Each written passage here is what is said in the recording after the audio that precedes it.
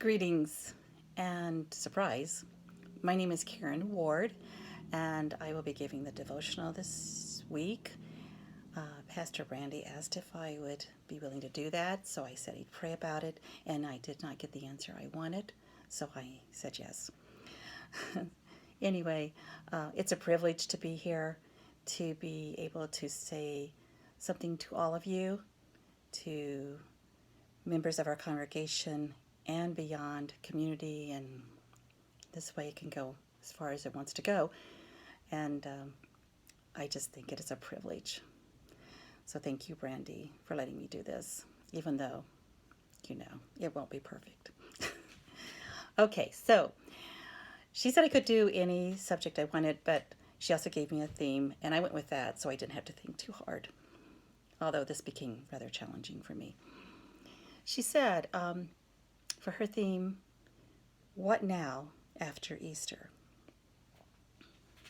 And she says, I imagine the disciples, like us, had their world flipped upside down and struggled to figure out what to do next, what normal would look like. Basically asking the question, how does a resurrection change us? Well, I asked myself that question, and I came up with this for my first thought, my first true and honest thought. I asked myself, has the resurrection changed me? Does Easter on April 12th look any different from April 22nd or April 30th? Has it never really changed me? Has it always changed me? Do I go through the excruciating Holy Week only to be relieved on Easter Sunday and then go back to my ho-hum life? Or the frustration of trying to find Christ more fully and forever thinking, I'll never know God as God could be known if I just do something more. But what is that more? Those were my first thoughts. They're not great. They're not worth saying goodbye after this. So I asked this question to three of my good thinkers and my good writers that I know. I have many of those people in my life, but I just chose these three. And so the first one, Lisa Chavez, said, every day is our holy day. Every week is our holy week. When we believe in and give our lives to God, that is the day of resurrection. We can celebrate the resurrection every day.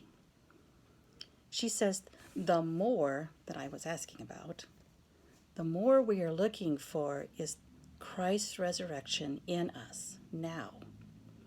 The peace, the joy, the ultimate freedom to be His eternally. It is so much to ask for and so easy to receive. Aren't you glad I asked her? Then Becky Mulvaney, she offers that the resurrection for her is hope. Hope that this earthly existence isn't all there is. She says, I have so much to look forward to. And there's freedom, she says. Freedom from bondage to my own sinful, selfish nature. It doesn't get to rule me. He's alive, and His power over sin and death means I can surrender fully to Him and trust that He's got it. The resurrected Jesus wanted three results for His disciples: peace, belief, and a sense of being sent. These are three more ways, she said, that she's been changed because of the resurrection. I know, it's great. And then Gloria Miller, she writes, the resurrection gives me hope. It defies human logic, yet I believe it. Sometimes I feel it makes me naive to believe it, but I would rather be naive than hopeless. But to say once again that I can't put God in a box to pull out when I need a comforting thought. I feel humbled and awestruck at the reality of meeting Jesus. I have nothing of value in any of my accomplishments. The only thing that seems of value is humble reverence. I need to keep these three people close to me, don't I? They gave me a lot to think about. They inspired me. And I appreciate that. By the way, those were two of my sisters and my best friend from high school. So I think my initial response to this question is that I have taken the light of Christ for granted. As a child of God and a selfish one, I always want more. Forgetting the gifts given me are right in front of me and sufficient for me, especially in my mundane life that I call ho-hum. I don't wear a cape that Amy Acton virtually wears. I am not on the front lines with the medical workers. I am not a biblical scholar writing amazing books here at home. I am just me, and that is critical. To be kind each day to the people in my home is worthy to note. My husband will agree with that. Making a phone call, writing a card, walking 2 lanes apart on an outside track in order to visit with someone is not groundbreaking, but it is essential. That word we keep hearing. It is essential that I surrender my will, enter fully into the isolation before me, sense the loss of opportunities with grace, and find in that moment renewal and hope of transformation within my heart. God doesn't wait for it to be a perfect day. God sees my moments as possibilities in each day and in each minute. The resurrection is the hope that nothing can separate me from the love of Christ. Not a pandemic, not illness, not children or friends that can't come over, not a financial crisis. In fact, the more I struggle, the closer my heart has an opportunity to engage with the richest being in the world, God.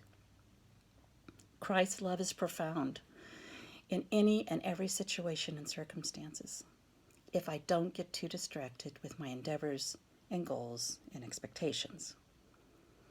The gift of Christ's resurrection is the most beautiful gift we have now and forever. It will literally save us. I'll end with a quote from someone I don't know, but just read something of hers yesterday, which is from Franciscan sister and scientist Ilia Delio. She writes, Christianity can help us realize that death and resurrection are part of the evolutionary path toward wholeness. Letting go of isolated existence for the sake of deeper union. Something dies, but something new is born, which is why the chaos of our times is, in a strange way, a sign of hope. Something new is being born within. Out of chaos, a star is born.